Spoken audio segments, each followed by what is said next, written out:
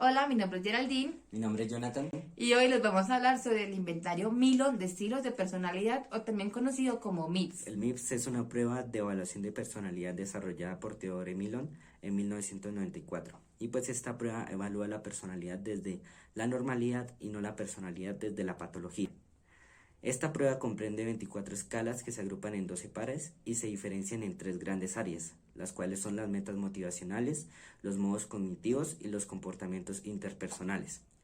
La primera de estas son las metas motivacionales que se relacionan con la obra de Freud y presentan una gran afinidad con los conceptos de necesidad y pulsión, afecto y emoción, y tienen que ver con los deseos, metas que incitan y guían a los seres humanos con propósitos y fines que los llevan a actuar de un modo determinado. Los tres pares de escalas evaluados en las metas motivacionales, expansión, preservación, modificación y adecuación e individualidad, protección, están relacionadas con los tres conceptos evolutivos y ecológicos propuestos por Milo y la existencia de adaptación y replicación. Como segundo punto tenemos los modos cognitivos que relacionan la obra de Carl Gustav Jung y pues en esta dimensión de la personalidad abarca tanto las fuentes utilizadas para adquirir conocimiento sobre la vida como el modo de transformar la información.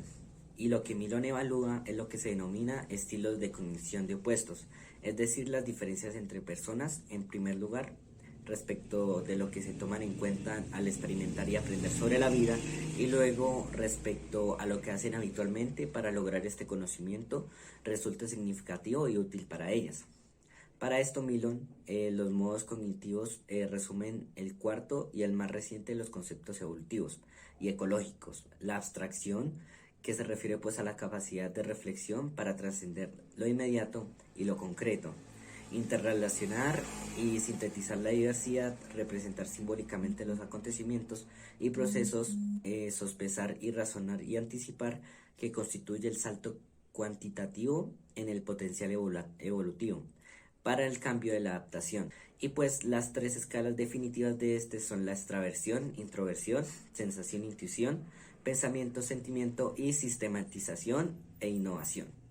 Ahora yo les hablaré un poco más a fondo sobre estas escalas. La primera escala que encontramos son las metas motivacionales, las cuales hacen referencia a los propósitos que incitan y guían a los sujetos en la consecución de su búsqueda vital y que los llevan a actuar de un modo determinado para obtener refuerzos del medio. En esta escala encontramos tres componentes. El primero, que es la existencia, la cual consiste en una transformación de estados desorganizados en estables y organizados para preservar la vida. Dentro de esta existencia encontramos primero la apertura, la cual es la motivación para mejorar la vida y obtener un refuerzo positivo o placer. Y la preservación, que consiste en una protección contra acontecimientos amenazantes para la supervivencia. Aquí lo que se hace es evitar un refuerzo negativo o un dolor. Como segundo componente encontramos la adaptación, que es un proceso homeostático por el que los organismos se adaptan al medio, ya sea modificándolo o acomodándose a él. Dentro de esta adaptación encontramos la modificación, que consiste en alterar activamente las condiciones de la propia vida, modificando su entorno para así satisfacer sus necesidades y sus deseos. Y también encontramos la acomodación, que consiste en aceptar pasivamente, con actitud neutral y no reactiva, las circunstancias. Por tercer componente encontramos la replicación, que son aquellos estilos reproductivos que maximizan la diversificación y la selección de atributos eficaces.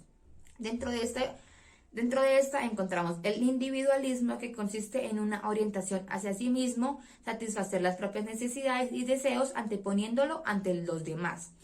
Y encontramos la protección, que consiste en una orientación hacia los demás, donde se anteponen las necesidades de los demás a las propias. En una segunda escala encontramos los modos cognitivos, donde primero se nos habla sobre una extraversión, en la cual las personas buscan predominantemente la información y guía en el mundo exterior. Suelen recurrir a los demás en busca de estimulación, inspiración y orientación. Versus la introversión, en la cual se busca predominantemente información y guía en sí mismos. Acá las personas siguen sus impulsos internos, sus pensamientos y sus sentimientos. Después encontramos la sensación, donde prefieren la información de la naturaleza tangible, observable, material y concreta, versus la intuición, donde se prefiere la información intangible, ambigua, simbólica y abstracta. Después encontramos la reflexión, donde se procesa la información por medio del razonamiento lógico y analítico. Aquí se hacen juicios objetivos e impersonales, versus la afectividad, donde se procesa la información por medio de juicios subjetivos y se basa en reacciones afectivas, emociones y sentimientos. Y por último, la sistematización, donde se adapta la nueva información a conocimientos previos. Se ordenan las experiencias en forma perfeccionista y eficiente, versus la innovación, donde se evitan los preconceptos y generan ideas novedosas de modo informal, espontáneo, creativo o imaginativo. Como tercera y última escala encontramos las relaciones interpersonales, donde primero se nos habla sobre el retraimiento. Aquí las personas se relacionan con los demás de un modo distante, frío y desligado. Se nota aquella indiferencia por parte de ellos. Versus la comunicatividad, donde las personas buscan vincularse con los demás. Suelen ser activos, simpáticos y sociales. Luego encontramos la vacilación, donde las personas son temerosas, son desconfiadas, inseguras y tímidas. Suelen ser propensos a aislarse y aunque desean agradar a los demás, temen aquel rechazo. Versus la firmeza, donde las personas muestran confianza en sí mismos ante las situaciones sociales. Tienen un autodominio, una autoconfianza y una autodeterminación. Después seguimos con la discrepancia, donde las personas se muestran renuentes a las normas, costumbres y a las reglas tradicionales. Ellos suelen actuar de una forma independiente y no son conformistas. Versus el conformismo, donde las personas socialmente son responsables, sumisas y respetuosas de la autoridad. Luego encontramos el sometimiento, donde las personas suelen ser sumisos, inseguros y tienden a establecer relaciones de inferioridad con los demás. Esto versus el control, donde las personas son voluntariosos, suelen ser dominantes, ambiciosos y energéticos. Por último, encontramos la insatisfacción, donde las personas tienden a sentirse descontentos consigo mismo y con los demás. Aquí las personas son malhumoradas, resentidas y oposicionistas, negativistas e irritables. Esto versus la concordancia, donde las personas suelen ser participativas y colaboradoras. Ellas suelen ser complacientes y considerables con los demás. También suelen ser personas simpáticas socialmente y suelen ser receptivos con los demás. Además de las 12 escalas que habrá anteriormente, que van desde la apertura versus la preservación hasta la insatisfacción y la concordancia, el MILS contiene 3 indicadores de validez. El primero es la impresión positiva, la cual está redactada con el propósito de identificar a las personas que intentan producir una impresión demasiado favorable en el test. El segundo es la impresión negativa, el cual pretende identificar a aquellas personas cuyas respuestas tienden a ser asociadas con una autopercepción negativa generalizada de sí mismas. El valor de corte que Milon plantea en su investigación empírica para considerar que un sujeto está dando una IP o una IN está diferenciado según el nivel educativo. Así, para un nivel de educación alta, el punto de corte para IP es de 5 puntos o más en cada una de las escalas, mientras que en un nivel de estudios bajo, el punto de corte era de 4, más alta para IP, y de 6, más alta para IN. Es decir, que si una persona a nivel educativo alto puntúa con 7 en la escala de IN, supondrá que la persona tiene una autopercepción negativa de sí mismo o pretende darla, y se pondrá en duda el valor de datos recogidos para esa persona.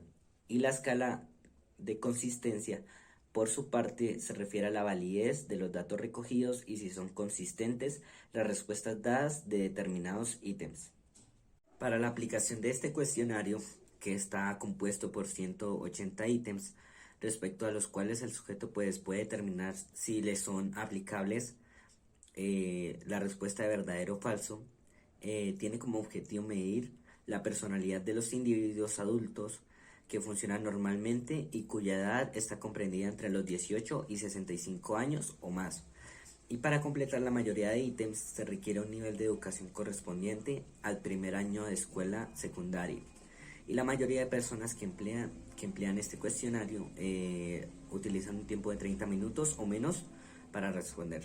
Bueno, ahora tenemos las ventajas. Pues este inventario presenta una serie de ventajas sobre otros cuestionarios de personalidad, ya que pues en este pues se ven aspectos destacados del propio Milon en el manual, y pues se ve el cuestionario del MCMI 2, que en primer lugar consta solo de 180 ítems, un número suficientemente pequeño para que pueda pues usarse en diferentes contextos y pues no cansar demasiado a los sujetos, y pues lo suficientemente grande para poder permitir una evaluación de una gama amplia de comportamientos clínicamente relevantes. En segundo lugar, pues este inventario pues está vinculado a una teoría clínica importante.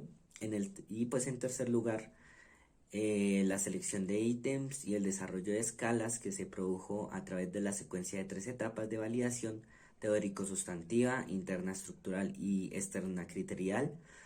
Y pues a partir de estas etapas de validación, Milon elimina algunos ítems y clasifica los restantes según una asignación de pesos distintos, pues según pertenezcan a la teoría o empíricamente a una escala, de tal forma que los ítems puntúan diferentes escalas con diferentes pesos. El MIPS incluye un puntaje de prevalencia entre 0 y 100 para cada escala. Entonces, una persona que obtenga una prevalencia mayor a 50 en cualquiera de las escalas es probable que exhiba alguna de las características mencionadas por dicha escala. Y cuanto más elevado sea ese puntaje, más pronunciadas serán estas características. Y una persona que tenga un puntaje de prevalencia menor a 20 es una persona que no hace parte del grupo poseedor de dicho rasgo.